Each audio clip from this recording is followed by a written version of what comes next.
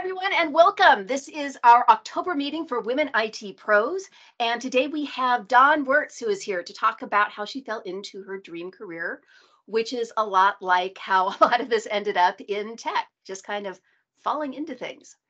So for today, we do encourage you to participate. If you're here, you can type in the chat window or you can come off mute. If you do come off mute, note that we are recording this to put on YouTube so that we will be capturing your voice, but anything you put in the chat window will just stay between us in the call here. And we also have a group on LinkedIn that you can join. So join us there on Women IT Pros, and you have to request membership, but we'll approve you pretty fast there. Some upcoming events that we have for Women IT Pros. Asia Pacific, which is led by Sonia Cuff and Jess Dodson, is going to happen this month on Wednesday, October 26th at 7 Pacific time, which is for them Thursday at noon Brisbane time. So do check them out if it works in your time zone. And then US-wise, our next meeting that is just a meetup in AltSpace is going to be on October 28th, also 9 a.m. to 10 a.m. Pacific time. And you don't need a VR headset to join us. You can just walk right into AltSpace. And if you need some help, then the link there will give you a little bit of setup information on how to do that. If you want to get all the rest of our events, you can follow us on Eventbrite. And then whenever the APAC or the US group post, you'll get an automatic notification. We haven't been active in Europe lately, so if you're in Europe and you want to start some Women IT Pros meetups there, let me know, or other parts of the world. This is kind of a grassroots open source initiative, so we really just encourage people to get together and start doing things for whatever your communities of practice, your communities of tech are. I do work for Microsoft, but I do not speak for Microsoft. The opinions I'm expressing here are my own. The opinions Dawn is expressing here, I'm sure, are her own and are not on behalf of her employer or any other organization. You know, there are a lot of Microsoft women who run this just because I kind of started this here, but we really encourage everybody to get involved. And, you know, this is bigger than any competitive lines across companies. We just got to get more women into these other parts of tech. At the end, we will have a survey, and I'll put the link in the chat window, or you can just grab the QR code right now if you want to kind of have that waiting for you. But we really do encourage your feedback. We want to know what we can do to make these meetings better for everybody. So we have some time for intros, and if you would like to come off mute and introduce yourself, we would love for you to do that, but we don't require it because, again, this will be recorded on YouTube. So if you would prefer, then you can put your information in the chat window, and I'm going to go ahead and throw mine in there in the chat so you have it. But if you would like to come off mute, and I'm not going to call on anybody because I don't want to put anybody on the spot, but feel free to hit that button and join us. Anyway. Sure. My name's Mary Fasang. I'm a network engineer out of VAR. I live in the Bay Area, and I am at Running Green Girl with one G in the middle at Twitter. And I usually attend Cisco Live, and I do other virtual conferences. Awesome. Great. Is Cisco Live coming up anytime soon? No, it's usually in June. So I think it's going to be in June in Las Vegas next year as well. In person? Yeah, it was in person this year. I was masked the whole time, and I managed to dodge the COVID, so yay masks. Yeah. Awesome. Well, Mary, great. Glad you joined us. Thank you. Anyone else want to unmute and introduce? Yes, I'd love to. Hi. So my name is Eva Jankowska, and I'm an XR technical product manager based in Europe, mostly France, UK, and the DACH area. Fantastic. And are there any events that you tend to go to? I'm going to Lisbon next week to the AWE. So if there's anyone who's going to be there, I would love to catch up. And I don't know yet. As far as more events are concerned. Good. Fantastic. Yeah, and you know, if you're going to be there, one of the things that we learned from the Women in SharePoint is on the first day of a conference, they get all the women together and they do some kind of a group photo. And Don, if I'd known that you were going to be at Ignite, I would have said, oh, go get a photo, like you and Sonia go get something. I just wasn't thinking about it. They get a photo on the first day, and then it kind of helps people, it helps the women meet each other, and it doesn't cost anything, and it's just a great way to kind of help encourage people to connect. So, you know, if you're going to go do an event, you know, tweet out hashtag at WomenITpros, try to find the other women at that event who are doing the IT pro stuff, because that's how we're going to build better networks. That's Anyone a else great want to say hi? No, I just want to say that it's a wonderful idea. Thank you very much. Anyone else want to intro? Hi there, I'm Halcyon Joseph Claus, and I'm joining in from Ottawa, Ontario, Canada. And I'm not an IT pro, but I do have a background in managing IT projects. And so I just wanted to learn today, and thank you for the opportunity. That's awesome. And, you know, we've kind of broadened the scope of what we call Women IT Pros, because I realized, you know, it's a little hard to talk about like all of the women in tech adjacent, well, not even tech adjacent, but, you know, code adjacent roles. So, you know, like Ava's a product manager, I'm a product / program manager. Sometimes I'm a technical program manager. Sometimes I'm more, you know, community stuff. But I really believe that that's all part of the technology. And that's the whole reason behind Women IT Pros, is saying, hey, we just need to open this tent a lot and say there are a lot of ways to be in tech. So IT Pros, welcome. Anyone else?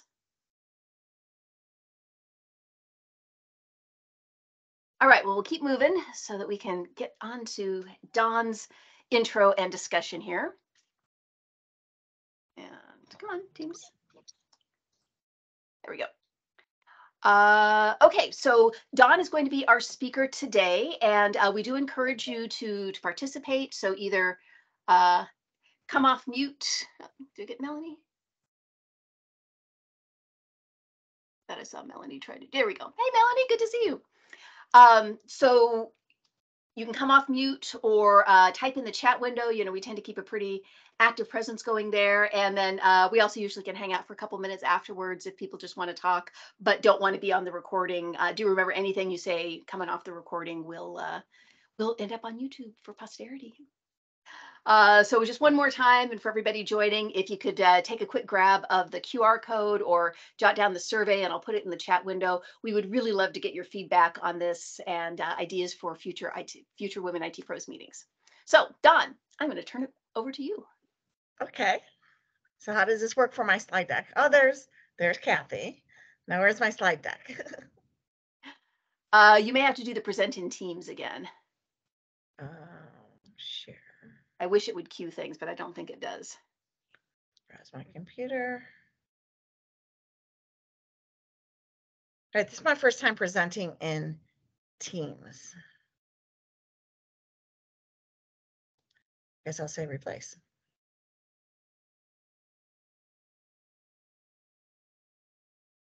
That looks like it's doing something. It says Yes. Loading your presentation. Go for it. Oh, you see it? I don't see it. We see it. Okay, hi.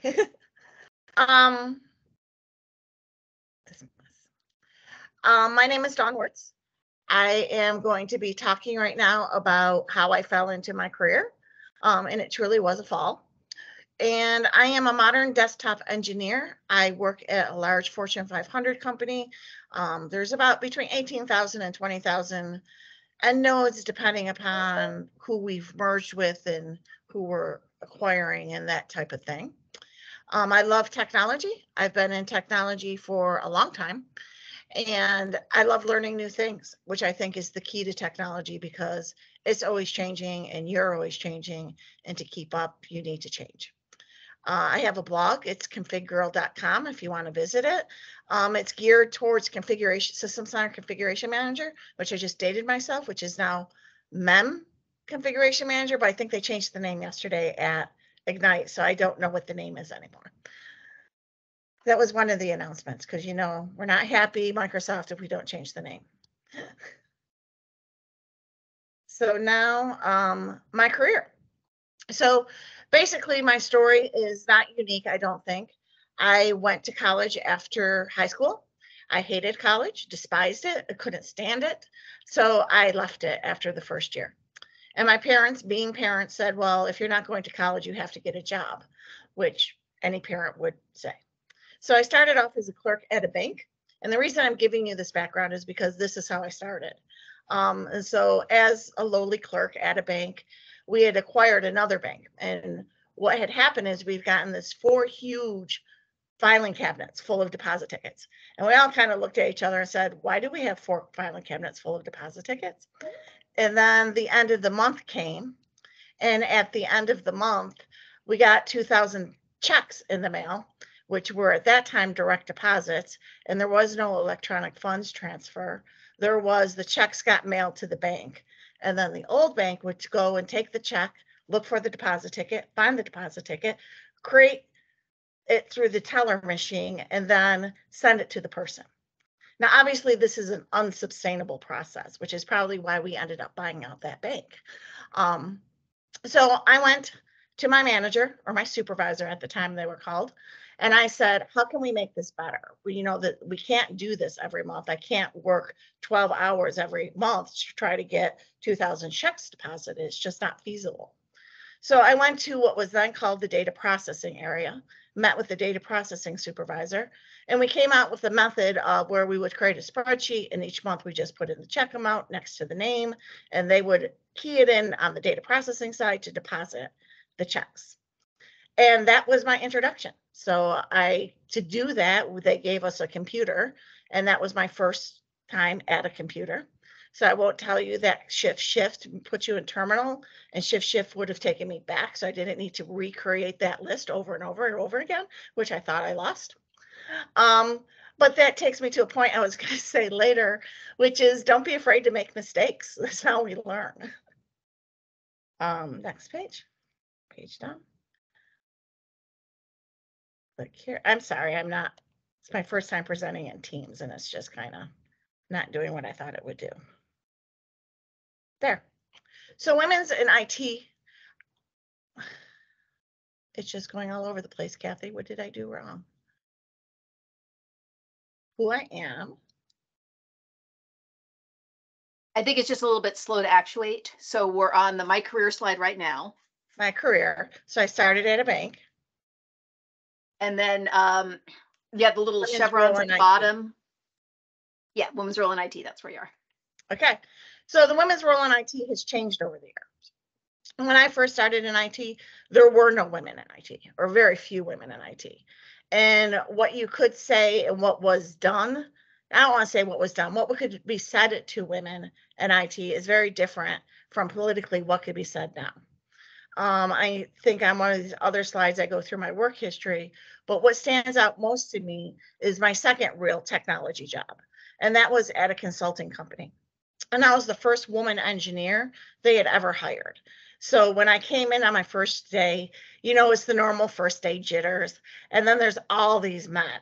So I'm like kind of standing back because I don't want to stand too close. I don't want to give them the wrong vibe or anything. And then my first job was installing a printer at a bank. So I don't know if you remember the old HP 5SI printers, which were these huge things that were like 75 pounds in this huge box. So I picked up the box because I was very young then and could do these things. So I picked up the box, threw it in the trunk of my car, went to the bank, took the box out, took it up to where it had to be, installed the printer, came back, and I was done with that job, ready for my next job. And it was after I did that one of the male engineers came up to me and said, you know what?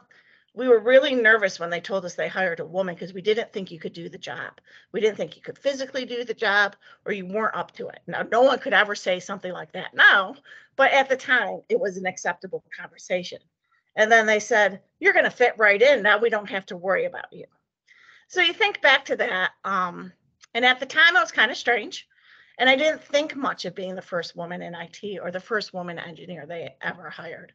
But now, you know, talking to Kathy and talking to other people, and it made me really open my eyes and look around and say, you know what? There really aren't that many women in IT, are there? Because I've always considered myself an engineer who's a woman, not a woman who's an engineer. And there's a difference there, I think. So it maybe as I was oblivious and just kind of always focused on my own career, that I wasn't like looking around me globally, which I think I do more now to realize what a lack of women there are. So next slide. So when I think about my career, I think about things that have changed and things that I did.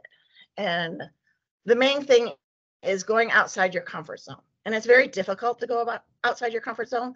But unless you switch positions, whether it's within your internal department or switching jobs, which I tended to switch jobs a lot, I would normally stay about 2 or 3 years, long enough to learn what I could from that company, learn about that industry and how I could help improve that industry. And then another job offer would come along and I'd switch over to that other job so I could learn about a bunch of different things. And with each position, my job changed. So I went from being a systems administrator to being an email administrator, to being a backup administrator, to being installing servers and building servers. And then eventually I came into the end node field. And I'm like, this is what I like. I like doing this. Servers are okay, but they're kind of boring. And I don't like being on a call 24/7. So it's very rarely with an end user position that, unless it's somebody really high up in the company, or unless you accidentally send out a job that upgrades all the computers from Windows 7 to Windows 10, which yes, I did do that.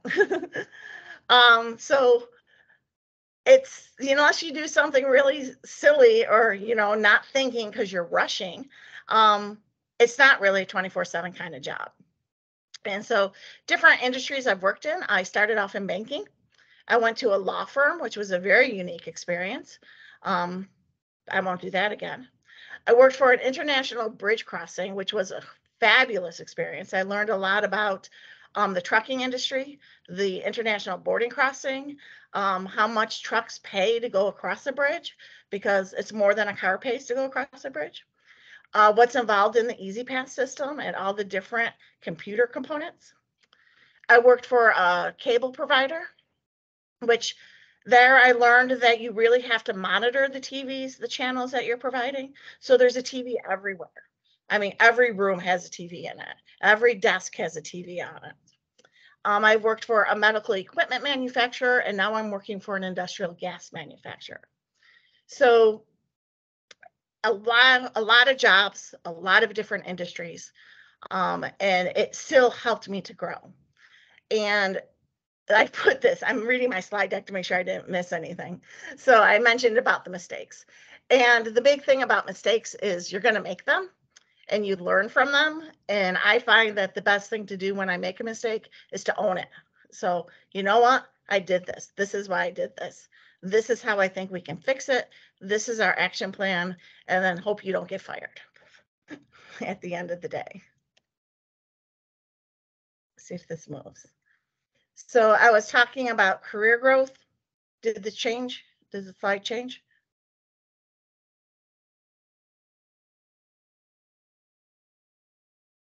So it still says how to grow your career. Now it's on Right, education. Now it's education. Okay. So as I started this talk, since Kathy had said she wanted to know more about how you go into IT without a STEM background. So as I mentioned earlier, I did not have a degree when I started in IT. And definitely not a degree in engineering. So after I learned about computers and learned that I liked computers, I went back to night school and got my associate's degree from a business college in programming. And at the time I got it in programming because that was the only degree offered in IT, unless you're going to go down to the mechanical engineering type degree where you're building the circuit boards and things like that, which I have no interest in doing. So my first degree was actually an associate's in programming. And that was enough to get me in the door to some places. And with that, I had certifications because I learned from the consulting job that certifications mattered. At least in my field then, certifications really mattered. But I think certifications are important because, first of all, they tell people who you are. Certain areas require a certification. I know in the security group that whenever I see a job posting, they list all these certifications that you have to get that job. So I continue. I always am out there whenever there's a new certification in my field, I'm out there getting it. because I think it can only help improve my position and my marketability. So after about 15 years in the field, I went to night school and I got my bachelor's degree. But again, I didn't want a degree that was in programming, and I didn't want a degree that was in the physical engineering, quote, engineering side of computers. So my degree is in systems administration, because that's what I am. I'm a systems administrator. And fortunately, now you can get a degree in systems administrator. I look at interns and CDPs that we have coming into where I work, and they all have these really fancy degrees in engineering or chemical engineering. And you know, that's great for them. I'm happy that they did that, and wow, they're smart that they did that. But that's not the path I chose to go, and that's not something I would have been interested in pursuing. And I mean, I know people in the field who are geology majors. I met somebody yesterday at Ignite I was talking to. He was going for his nursing degree, and then he switched over to IT. I mean, how far apart can you get? He works in the healthcare industry, but he went from being a nurse to being an IT professional. So you don't have to go any traditional routes. Wait for the next slide. I like to think about continuous improvement. And then within the field, I know it's within all fields, especially manufacturing, but in IT, there's this continuous improvement concept where nothing is ever done. You can always improve on processes. And when I looked up the definition on the internet, they said it's plan, do, check, act. So you plan what you're going to do. I think it's kind of opposite. You see a process that needs to be improved. You plan on how you can improve that process. You implement the changes to improve the process. Then you go back and examine it and say, can this be made better again? And it's just continual. And I think that applies to my personal life and my professional life. So I look at where I am every so often, about once a year, I examine, this is where I am professionally. This is where I am personally. What is it I need to do? And I do not do this on January 1st like everybody else. These are not New Year's resolutions. These are personal, what is it I need to do? And then I see if I can act upon it, whether that's getting a new certification, learning a new product, doing something like that. And then I go back in a year or two and I check, did I make it? Is there other things I need to change?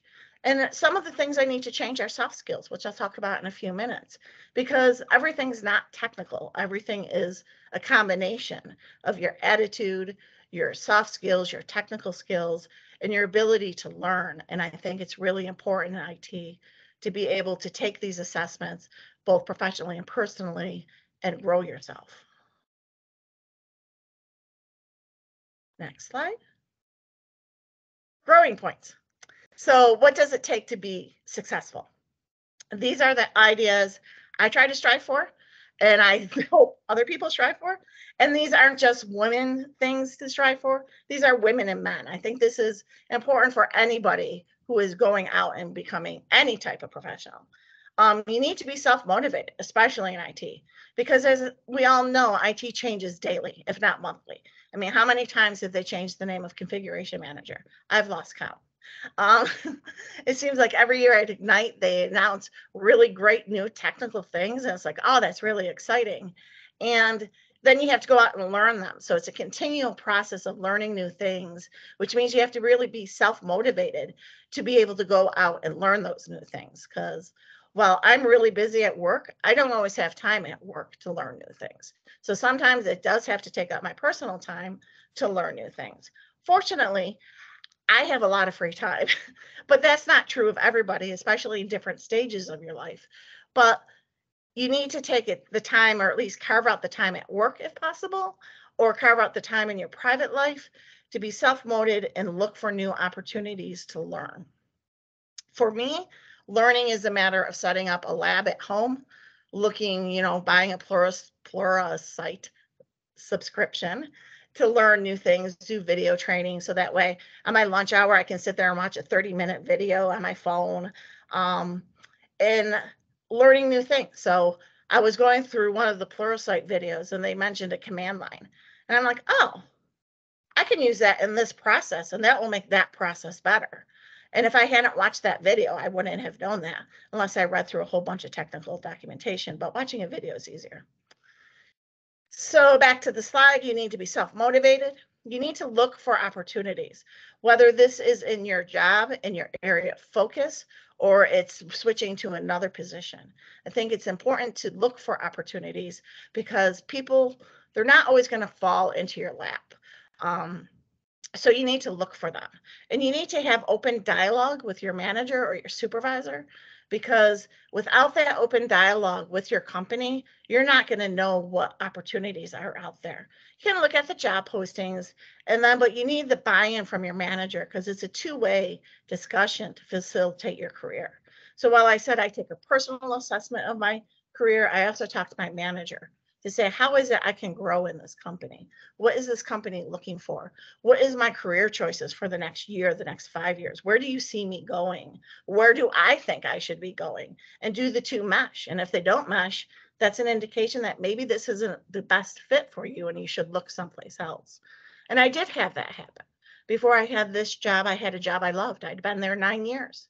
And then I got offered my current position. And before I accepted it, I went to my manager and said, where do you see me in 5 years? Where do you see me in 2 years? Where do you see the technology I work on in 2 years? And it wasn't where I wanted to be. So it was very easy to accept this new offer. And I've been here for 9 years, been at this company for 9 years now. And I gave up 5 weeks vacation when I moved, which was a very difficult thing to do, to give up 5 weeks vacation. But it was a better opportunity. I've had a tremendous growth here. Kathy reached out to me 5 years ago and said, Dawn, you know what? You'd be a great MVP. Look at all the experience you have. And I'm like, yes, Kathy, I want to do that. Then life got in the way, and it's like, you know what? I just don't have time for that much community involvement, but I'm still going to be active in the community. And that has led to my blog posting, where I had different people say the most fulfilling, maybe is the word, experience I ever had is I had started my blog and I went to the MMS conference. And Johan Ardwick, who I think I mispronounced that again, is a superstar in the industry. I mean, he is the guy. And I read his books that he published, Stealing with Pride, other ones, to learn how to do my job. So I was introduced to him and I'm like, yes, it's really great to see you. He goes, oh, Config Girl. I know who you are. Your articles were really good. I'm looking forward to reading more. I'm like, this is the God who I met, who I like emulated to learn my job, just told me he enjoyed what I wrote. And so there was nothing more fulfilling and justifying? Nah, that's not a word. Nothing more fulfilling than to be recognized by your peers and recognized by one of your heroes to say, you're doing a good job. And I got that by looking for growth opportunities. So Kathy mentioned some. I went to some conferences. I joined user communities. I joined that user community. I joined professional user communities. I joined this community. And with these, my network has grown. And it's important to grow your network so you know where the opportunities are. And so you can reach out to other people and mentor them. Because it's not just all about me, as much as I want the world to be all about Dawn. There are other people in the world. And so it's about mentoring people. It's about getting people into the positions. And I don't know how we go out and get the current generation or the gen, whatever they are, and the people in high school to say, you know what, this is a great career. And as Kathy puts in the post, you don't have to be a programmer. I am not a programmer. I'm an infrastructure engineer. The other thing is, don't be afraid to introduce ideas to the business. You know the business, or you should know your business. You know what you can do to improve things. And don't be afraid to speak up and say, you know what, I think this process can be improved. And I think if we do things this way, it will make a difference. I think if we bring in this software or this vendor, these are the things we can gain from that. And this will benefit the business in such and such a way. And it's by looking at these that you, again, the communication, which is so key, that you can get your ideas across. And I find that some people, women and men, tend to not say things, especially in meetings. You'll go to a meeting and somebody will be presenting, and then everyone else just kind of sits around, and you can tell by their body language they have something they want to say, but they don't speak up. And speak up, because Your ideas are good. Your ideas are important. And what you think matters. And people won't know what those things are unless you speak up. So don't be afraid to introduce your ideas. Don't be afraid to say, this is what I think, because that's how you learn and that's how you grow. And next, we have soft skills, the bane of my existence, because it's not just all about tech. And it's not just technical people talking to technical people.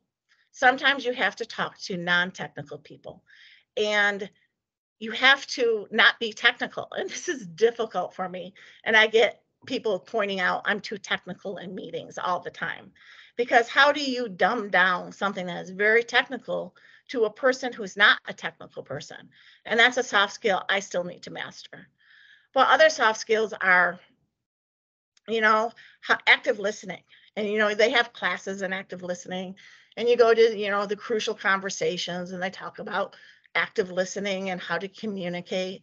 And I find myself practicing these skills, but I also find myself noticing it in other people. So you'll make a conversation and they'll say, oh, so what I'm hearing is this.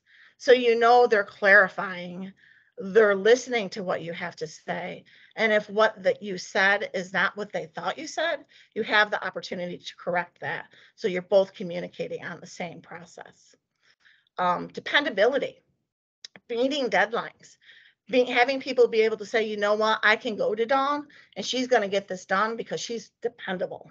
And I know that if we give her this project, she's going to complete it on time. Or if she doesn't complete it on time, she'll have valid reasons as to why she didn't complete it on time. And then organizational skills, because to be dependable, you have to be able to organize what it is you need to do.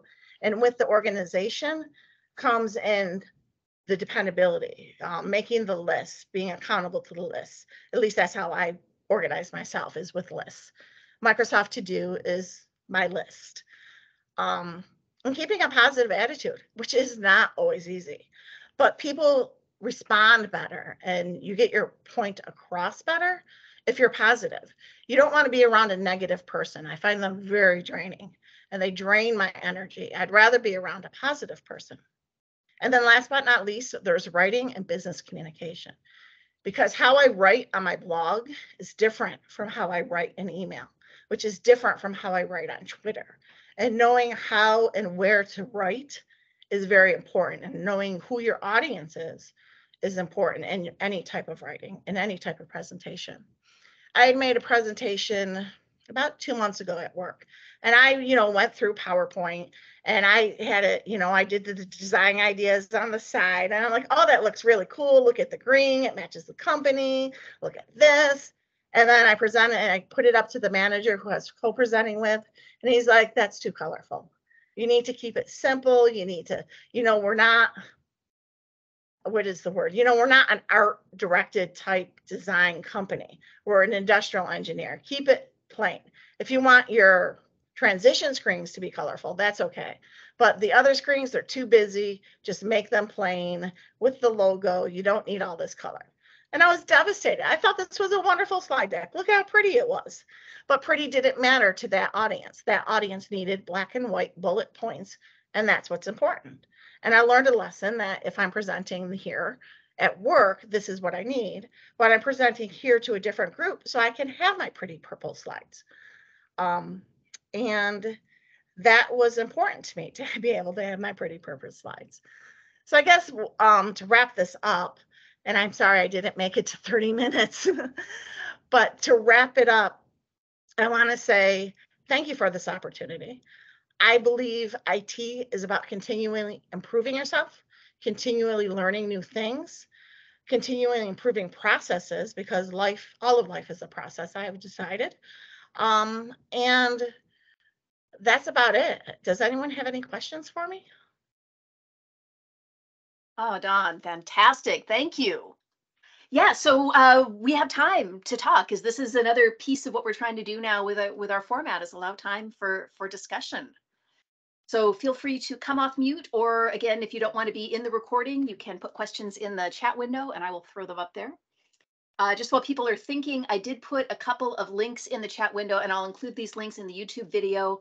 Dawn was talking about making mistakes, and in July of 2019, we had a panel, My Favorite Mistake in Recovery, with Navrioska, Matteo, and Denise Pyles.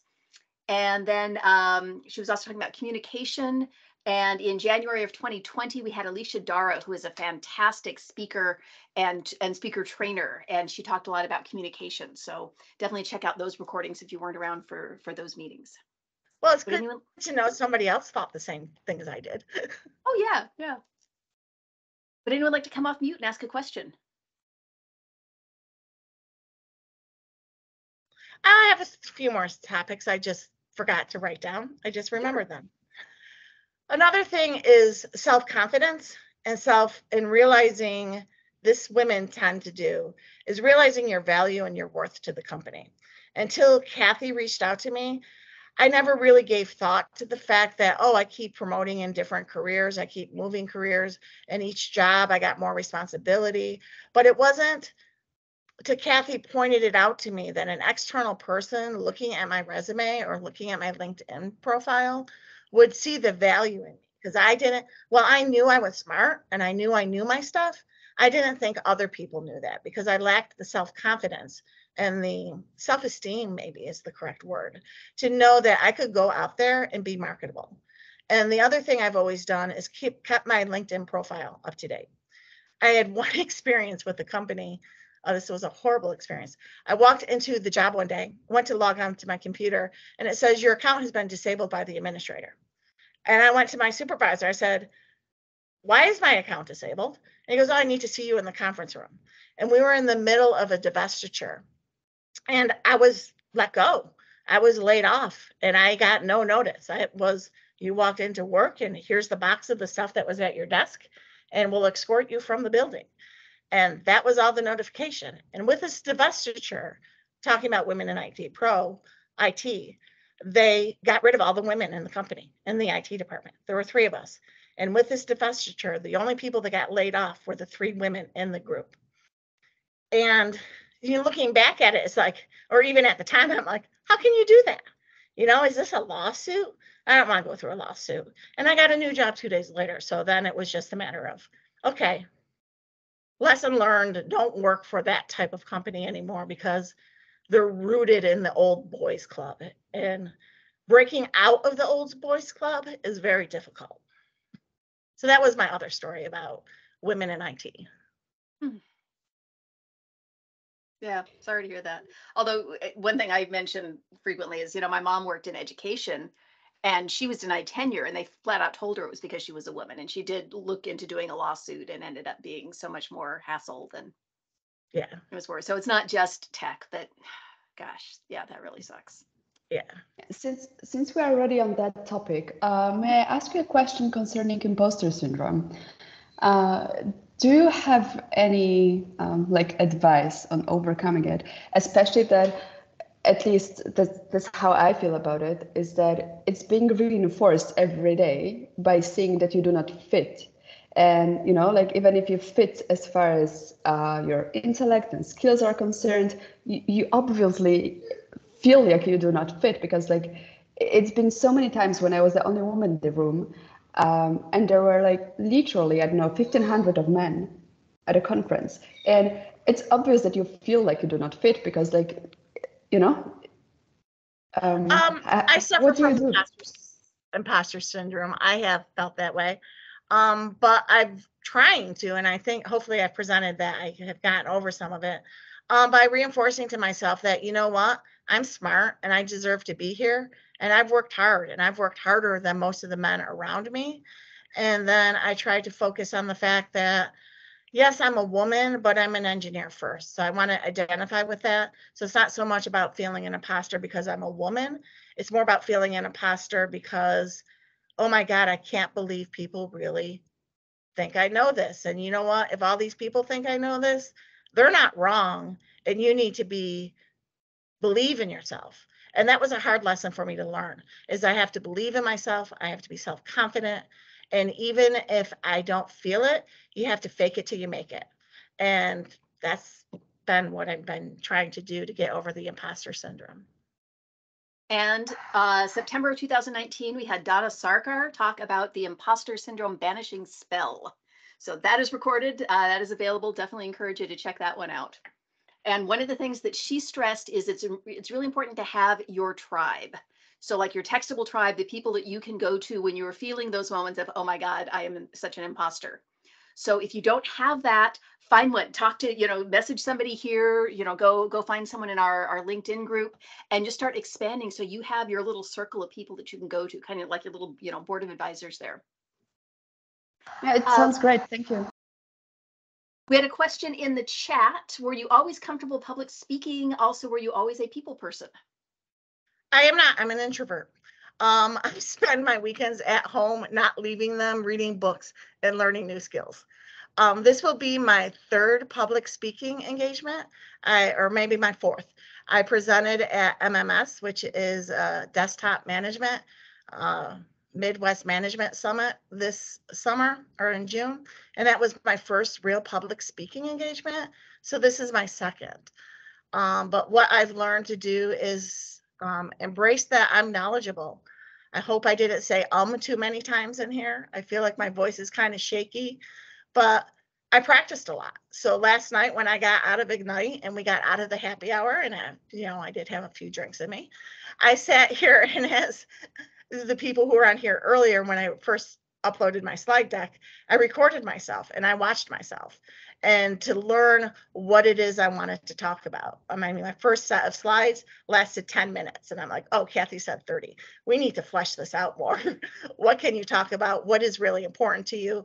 And it was practicing. And I couldn't imagine going up to public speak without having run through it a few times. And before I ran through my MMS presentation, fortunately, I had a coworker who's very good at promoting people and helping you be better at your job. And he arranged for me to have the auditorium in their building and invited all of IT to say, Dawn's presenting, do you want to watch her and give her advice? So I went through my presentations in this huge auditorium with this huge screen behind me. And I was this tiny little figure in a picture. Well, my coworkers and people I knew, which makes it so much harder, watched me speak about a topic.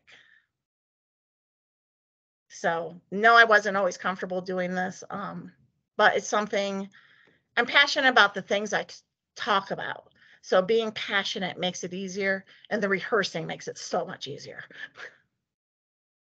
And I'm going to say, if you're not in the endpoint management space, the Midwest Management Summit has really become kind of the headline conference. That the speakers there are known to be very knowledgeable. So it is really quite an honor to be invited to speak there. It was really exciting. Yeah. And the reports I heard were that Dawn nailed it. So. Oh, that's good. I'm glad. Yeah, now I had to find a topic. I want to go again next year. It's like, it was so much fun being a speaker. I'm like, oh, I hope I get picked again this year. I have to come up with some really cool topics. And one of the comments is, I like how you had the slides, but you intersected your personal experience anecdotes. Yeah, you didn't just read off the slides. You had, good framework. And thank you. I practiced that too. Great. And another comment, you're a great public speaker. I'll be in the audience if I can, if you have future presentations. Oh, thank you. That's very nice of you. I'm glad to know that my practice paid off. See, that's the imposter syndrome there. The make go away. I'm good at this. Yeah, you are. And the other talking thing, go on, you were Kathy. talking about kind of knowing your worth and everything. And one of the things I've been doing a lot, I've been going through a lot of meditation and mindfulness. And there's a meditation practice called loving kindness, where you stop and you think good things about, the people that you like, and then about people maybe even that you don't like, and about yourself. And so one of the phrases that I've been using a lot is, may you know your true worth. May you know your true value. May you know your true beauty. Because those are phrases that tend to come easily to me. And I think for imposter syndrome, those are also really good. So if you can start by thinking about someone else who you think is really awesome, and just get that feeling in your body of, wow, I hope they know how beautiful and how worthy and how strong they are, and then turn that towards yourself. And especially like in those moments when, like, you spill the milk or whatever, and you want to just jump in with, oh, you klutz. instead jumping in with, one of those kind of phrases. It's a really interesting practice. Good to know. Yeah, it's a really wonderful advice. Thank you. Other questions or even just discussion? Anyone want to comment on anything Don said that really meant something to you? Let's see. So I'm considering going to school or signing Sure. up for a boot camp. I just feel I need a surer footing as I am mostly self-taught. Do you have any advice on training/education? I've done a lot of different trainings, and I've done a lot of different training types, and it depends upon what kind of learner you are. At first, I would go through the Microsoft, because I'm Microsoft certified mostly, being kind of involved in all Microsoft products. And I would go through the test objectives, and then I would say, these are the things they want me to learn. And then I would go look at all the Microsoft documentation and to see what that is. But I'm a hands-on learner. I can't just read something and know it. I need to do it. So there are labs there are programs where you can purchase or get your employer, even better, to purchase, where they have hands-on labs. Microsoft has some free labs where if you're learning Microsoft products, you can go to Microsoft Learn, and they actually have, I think the labs are still on Learn. If not, they have a lot of really good technical documentation that takes you through step by step what it is you need to know and what it is you need to do. I recently have decided that, you know what, videos are really cool. So I subscribed to Pluralsight, which was a $200 subscription for the year. And with that subscription, you get all the videos on all this different technology, and you get practice tests for certifications because they're linked with a practice test provider. So I bought it on sale for $200. So I use that. I have a home lab I built up, and that was very difficult because it made me learn networking, and I am not a network person. And I know there was someone on this call that is a network person, and God bless you, because it is really, really hard. So I have my really beefy workstation at home with multiple network adapters in it, and my Ubiquity network, so I can have different VLANs. And I basically have a small business network at home, which is way overkill for what it is I needed to do. And now everything's moved to the cloud, so I don't really need this whole beefy network that I put in, and I don't need to know how to do routing through VLANs that I forced myself to learn. So I guess my advice to you is what it takes. To me, practice tests are great if what you're studying for has practice tests. I've never gone through a boot camp. I think boot camps would be difficult for me because it's just too much information too quickly. I'd rather take it one step at a time and really learn a subject than to try to mesh all of that. That's like Ignite. I was here at Ignite, which is the big Microsoft conference, and it was just 2 days this year, and it's information overload. There is so much information, and I imagine a boot camp would be the same way, that it'd be hard to remember and retain it because they're just trying to cram so much into you. Personally, I would go for individual training courses, or individual training videos, or individual training sites, as opposed to a boot camp. Did that answer the question? I see a thank you in there, so I think so. And a good tip, look for discounts around the holidays for different online training courses. Yes. Yeah, Black Friday sales, they come to tech too. Yeah. And if you get your employer to pay for it, it's better. Another good way to learn is talk to those MVPs. The reason that they are MVPs is because they share stuff with the community. And I have not met an MVP yet who was not utterly approachable and willing to help, as long as you're coming, with good questions. Don't just come and say, how do I install it? It's like, well, okay, there's documentation for that. Like, start the installation, get to a point where there's a problem, and know what questions you want to ask. And they're really happy to help with stuff like that. Yeah, I had some really open-ended questions at Ignite when I was talking to some Microsoft people yesterday. And I felt strange going up. It's like, oh, we're about to start a Windows 11 upgrade, and we're going to be moving from Windows updates to Windows Update for Business. Do you have any advice on how to do this? So it's like, I know the technical things. I know the step-by-step. So what I was looking for was advice on what to avoid. What are the gotchas in there that aren't in the documentation? But going up and saying, oh, I'm going to do Windows 11, how do I do that? And that's not quite what I wanted to imply. What I wanted to imply was, what are the gotchas? And after I talked a few minutes, they got that that's what I was saying. I wasn't asking for step-by-step instructions on how to upgrade to Windows 11. They have documentation for that. Yeah, the more clear you can be in your request, the more likely you are to get it. But Ignite's a great place to do that. Yeah. Yeah, so glad you got to go. So Ignite this year was a bit hybrid and online. So the online stuff, you can still go back and watch the recordings that are available. And did they have a lot of deep technical sessions also? No, that was mainly 100 and 200 level, but they're doing a technical, Tom, you can probably tell me what this was. They're doing a technical something in 2 weeks. If I can think of the link, it's basically for end user computing, or in that space of end user computing. They're having all the 304 level presentations recorded in different sessions. That's all virtual, where they'll be doing all the technical stuff. So they kind of put that away from Ignite. And I don't know if it's because things seemed very rushed, like they weren't sure they were holding it or not. So it wasn't like Ignite it's of old. It was still good, and I'm glad I came, but it wasn't like the old Ignites in Orlando where there are 30,000 people. It wasn't like that. I missed the free Universal Studios where it was just all us and the park was closed except to us. The only time I've been to Universal Studios. But there were nice happy hours with this one. So I got to go to 2 happy hours yesterday. And there was no swag, which I thought was really great because I hate swag. Because then vendors get your name and they email you saying, can you buy our product? So there was none of that. So I forgot the point of what I was talking about. Just, so we have in the chat window, it is called the technical takeoff. And That's we're getting a link. So I'll include a link with the recording notes. So thank you. Hi there. I have a question. Dawn, thank you so much for your presentation. It was just really, really helpful.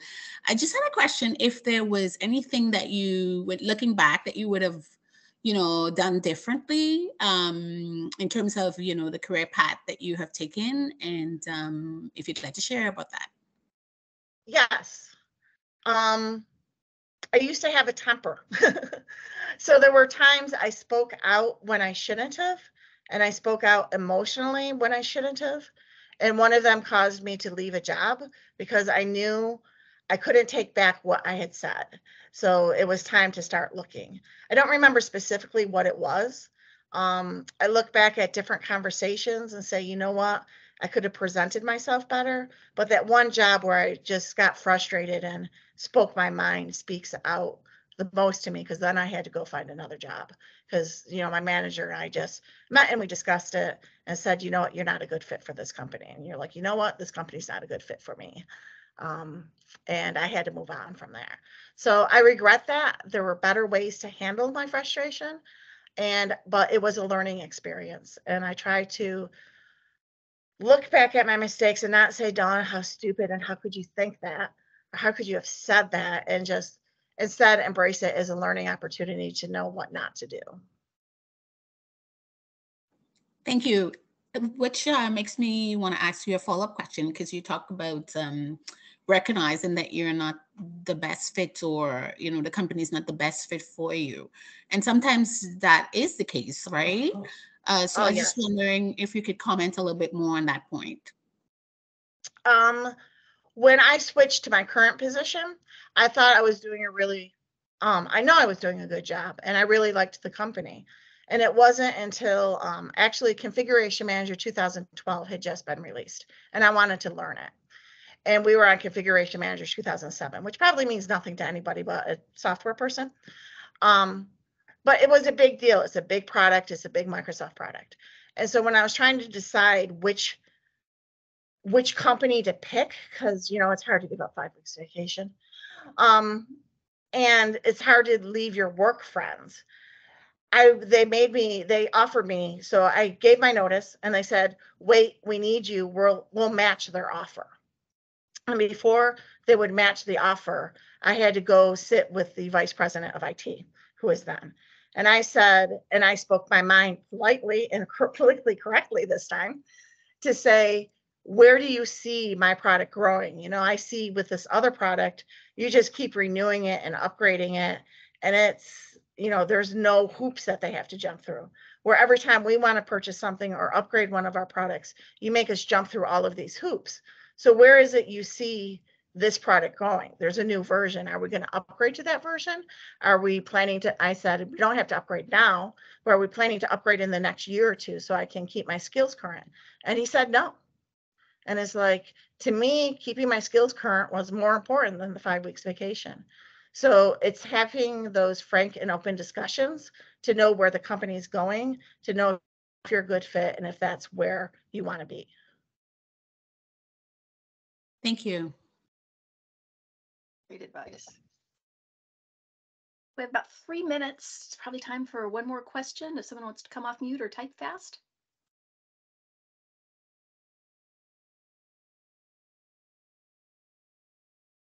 And while people are thinking about that, I'm going to throw the link again in the chat window. If you could please take a minute and go and fill out the evaluation.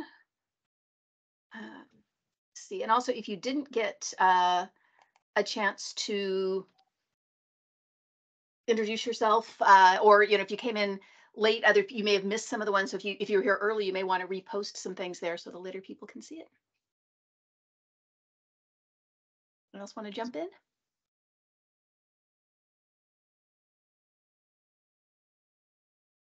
I'm taking the time needed to learn. I'm also thankful about the link about the link for the mindfulness. So I put a link in the chat window, and I'll throw it to the show notes. The mindfulness-based stress reduction, which is a program started in the 70s at University of Massachusetts. Meditation, mindfulness, boy, I'm just finding out how important those are. So yeah, mental health, learning and productivity. The mindfulness is really important to being able to get that emotional intelligence, to see my emotions and get that pause before I react in something, and be a little bit more curious about what people are going through. It's been huge. So strongly recommended. So if you wouldn't mind also, in addition to the eval, if you could in the chat window just throw like a little takeaway, something that you got out of this that you're gonna take with you. And if anybody wants to come off mute, we also have a minute. You could also come off mute and say yours.